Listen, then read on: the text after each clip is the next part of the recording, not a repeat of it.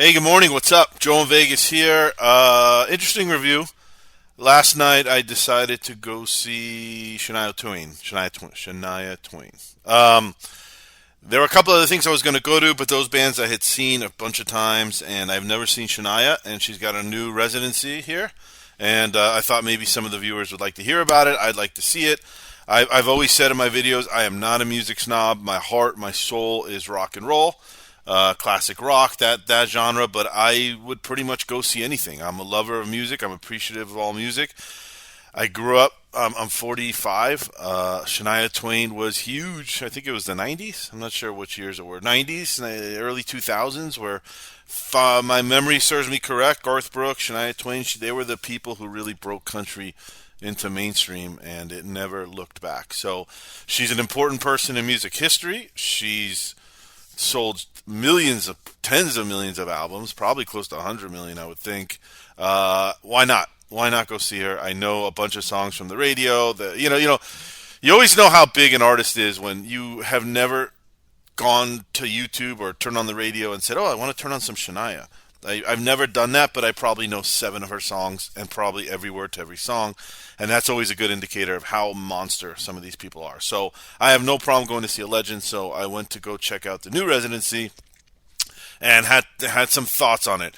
Let me start with the venue. I've been to Zappos a bunch of times. It actually made me start thinking. I have a video. I might start doing this where I'm gonna just do a quick video of the venue so people can get an idea of what the venue looks like, how big the venue is. I'm sure there's a lot of people out there who are coming in from out of town. They don't know where to buy tickets, so I might start doing separate videos of that. I've been to Zappos Theater in Planet Hollywood many times. It's pretty good theater. It's not too big. It's not too small. It probably holds 3,000 people, maybe probably somewhere like that. I've always sat close to the front. I've always sat in the middle. I've never had a seat all the way to the side.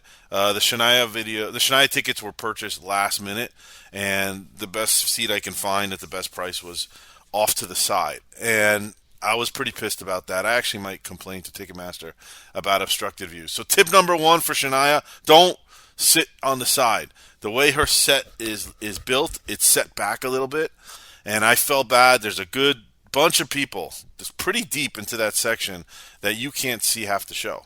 She's set all the way back. She's up on a platform, and you honestly can't see it. It sounds good. I don't know why the fuck they build the sets like that. It's not right. And usually Ticketmaster writes obstructed view in the tickets in the listings. It did not. So tip number one, if you're going to see Shania, stay towards the middle. The way her set is built, you're not going to be able to see a bunch of the show. So that was pretty upsetting out of the gate. I was pretty upset about that. There was another thing she kept doing throughout the show, which I thought was strange. I'm a big fan of a set list. It sounds underrated, but it's a really important part to shows. I've gone to thousands and thousands of shows. I'm no means an expert, but I've been doing this long enough, and since I'm a little kid, that I know what works and I know what doesn't work. A perfectly designed set list takes you high and low and up and down, and it's a roller coaster of emotion. You're sprinkled in the old favorites with the new stuff, and it's seamless, and you build up and you build up and you build up, and then at the end, the last 2, 3, 4 songs are your fucking powerhouse that blows you out the back of the theater, and you go home on a high. It's just boom, boom, boom, boom, biggest song, and then your most loved song, and you float out of that theater, and it's like it's an experience. It's like a maestro with an orchestra, which she did 2 or 3 times, and I don't know if anybody whoever's part of building that show listens to this. They pulled fans on stage, and she stopped the show, and she stopped the momentum, and she had them come and take a picture with her, and she let them sit on stage during the show, and it was clear because I saw it beforehand. That's a special VIP package that you can buy where fans can go on stage and take a quick picture with Shania, and it fucking kills the vibe of the set list. It just does. I mean, the show's rocking, the fans having a good time, and then you stop. She's like, let's bring on some of my fans, and then like 10 people come on stage. I look at the crowd. Everybody's checking their phones. Everybody's like, start talking to each other. And she's on stage taking pictures with fans in the middle of the fucking set list. And she did it like 3 times. So Shania, big thumbs down for that.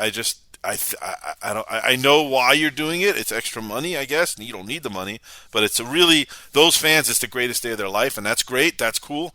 But it also fucks the other 99.9% of people in the theater. So took off some big points off this whole show because of that. As far as her, she looks great. As far as the set, she has great costumes and great outfits and dancers all over the place, and the set's really nice, other than it being set back, which is not an issue except for my seats normally. But to go through the set list, she plays. If you're a Shania fan, you're gonna love this show. It's really right up your alley. She plays everything. She gives you exactly what you want and what you went there for.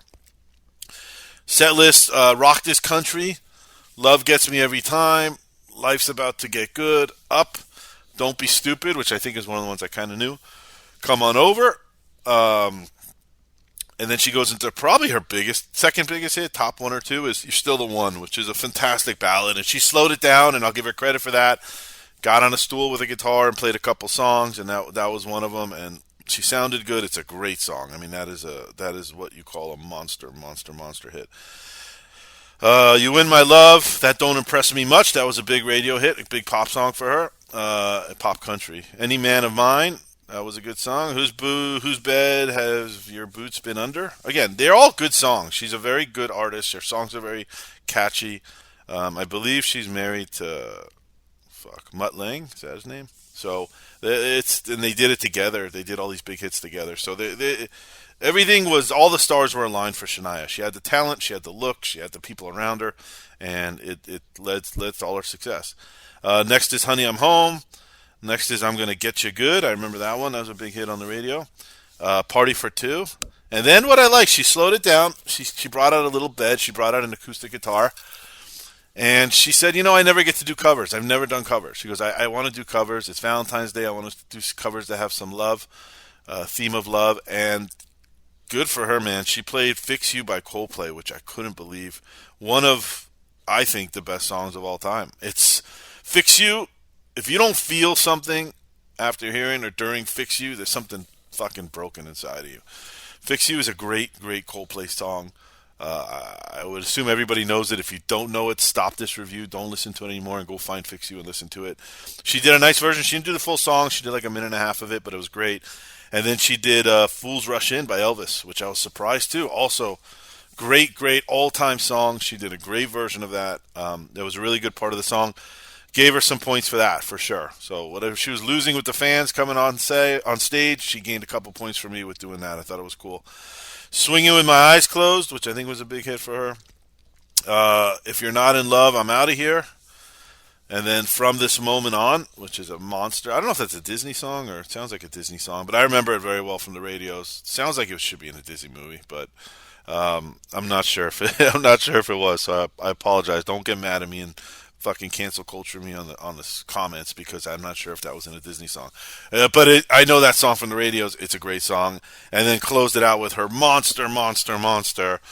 Let's Go Girls. Man, I Feel Like a Woman, which is a great song. And all in all, it's a great show. I had a good time. I'm being critical. That's what I do, I guess. I'm usually not critical because the concerts are usually pretty damn good out here, and I'm very fortunate to see these consummate professionals who have been doing this for 50 years, and she's one of them for sure.